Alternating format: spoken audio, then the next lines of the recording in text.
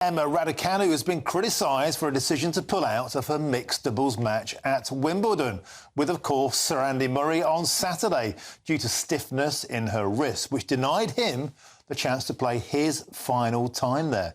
Well, she has since been knocked out of the singles, losing to qualifier Lulu Sun in the fourth round. And I'm joined now by the sports journalist Ben Jacobs. Ben, welcome to the show. And for once, we're not talking about football. Do you think this whole mixed doubles thing has overshadowed Emma Raducanu's performance as a single? Judy Murray poking her nose in.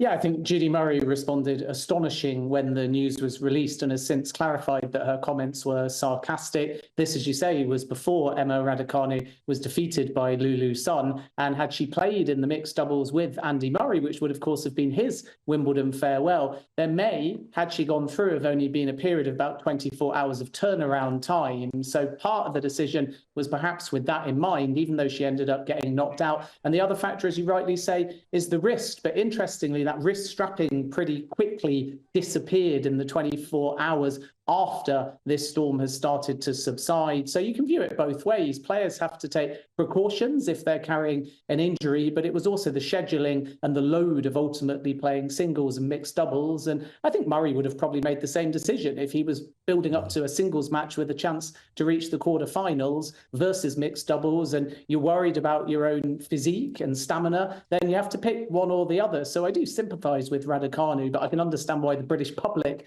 are maybe disappointed because they've been denied an Andy Murray farewell. It just seems that Judy Murray really has acted out of self-interest all along. As you say, Emma was perfectly entitled to put the singles performance first.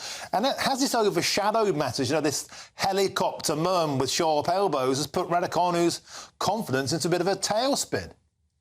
I think in reality, it's a good thing that we've had clarity from Judy Murray that she was being sarcastic, and maybe she realises that she's added fire to the flames, if you like, and that naturally means that people are talking about Raducanu when actually the reality is that Andy Murray, I would imagine, empathises with Raducanu and maybe can end this story by saying so publicly and backing Raducanu. As you rightly say, she's fully entitled to focus on her game. Singles tends to come above mixed doubles. That partnership was very much a last-minute pairing. It was sentimental. It was there to put two Grand Slam champions at Wimbledon together in order for sentiment purposes to give Murray the best possible farewell. But you can't script tennis. And when you schedule it in the way it was, she probably did have to pick one or the other, regardless of whether or not she could play in both. And she had to make that decision before the game that she lost rather than after it. Ben Jacobs, we have to leave it there. We're simply out of time. You're in Dortmund for the football. Very, very envious. Speak to you soon, no doubt.